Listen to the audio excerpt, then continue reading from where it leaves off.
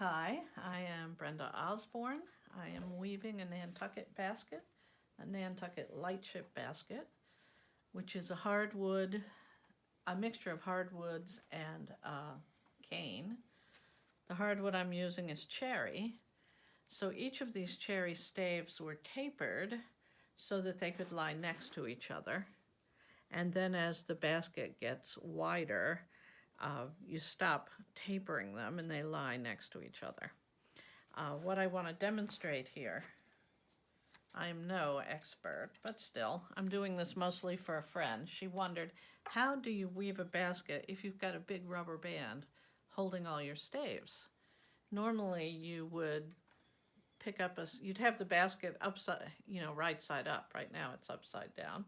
You'd have the basket right side up and you would weave in and out of your open staves, and the weaving would go pretty straightforwardly and you'd progress more efficiently than what's going on here. But the point of a Nantucket basket, the reason they're so sturdy and therefore so long lasting, is that they're woven very tightly against the mold that they're sitting on.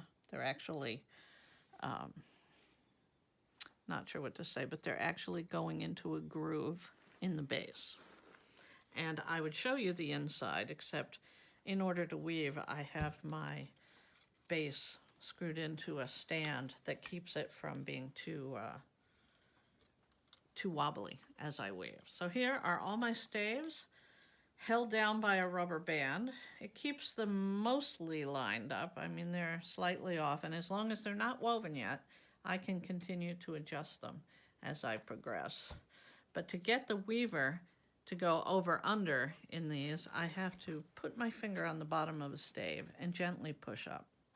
You see that? I can't do that too aggressively or I'll break the stave.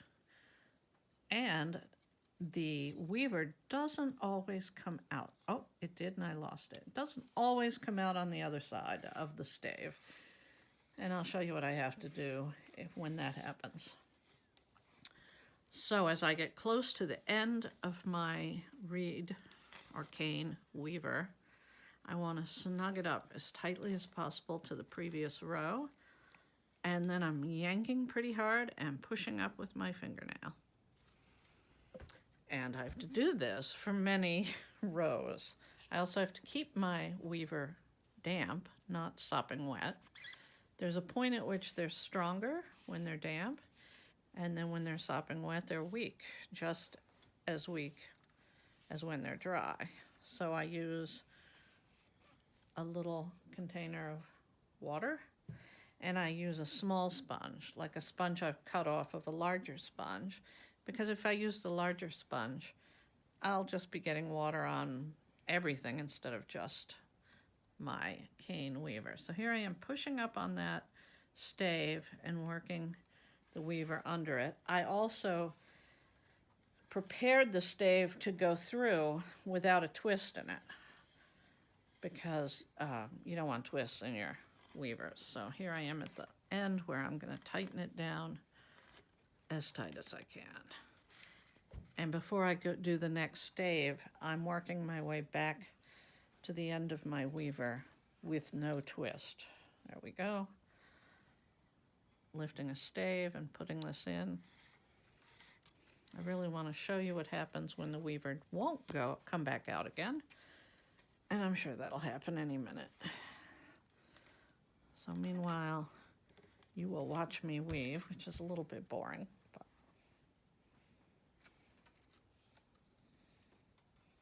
And all along the way, I'm pulling tightly in order to keep those staves right against the mold. I want this to be a symmetrical, beautiful, oval-shaped basket. Now, there we go. Sometimes I get confused. There is a right side and a wrong side to the cane weavers. Of course, I want the nice, shiny right side facing outward on the basket.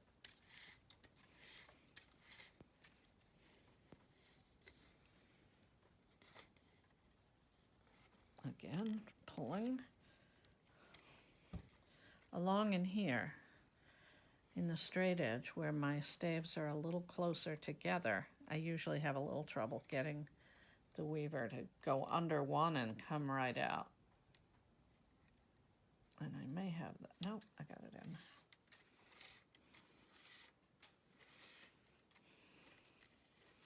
I am not at all an experienced basket weaver.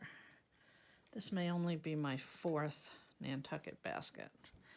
And so although I tapered these as much as I could to fit them into that very tight part of the mold, and these are tapered less, you can see they're wider. Each stave is somewhat wider than these staves are very narrow. I'm still worried that perhaps I could have done a better job. You just have to make more baskets until you get very good at judging. Like most things, like weaving, like piano music, or any instrument, you got to look at the space between the warps, as I say. It's also like the rests in the music.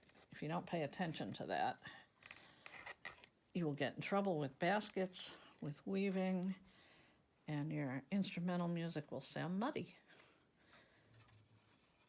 Space is pretty important.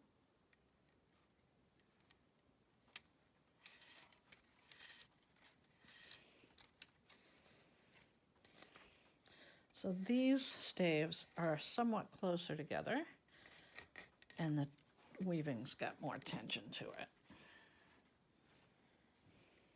So yesterday it took me a couple of hours to just do that much. And in regular weaving that would not happen, would it? Regular basket weaving.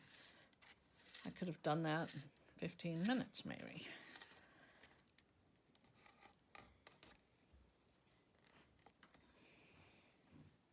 Well, it doesn't look like I'm going to have a problem getting the weaver to come out the other end of a stave, so maybe we'll just stop after this one.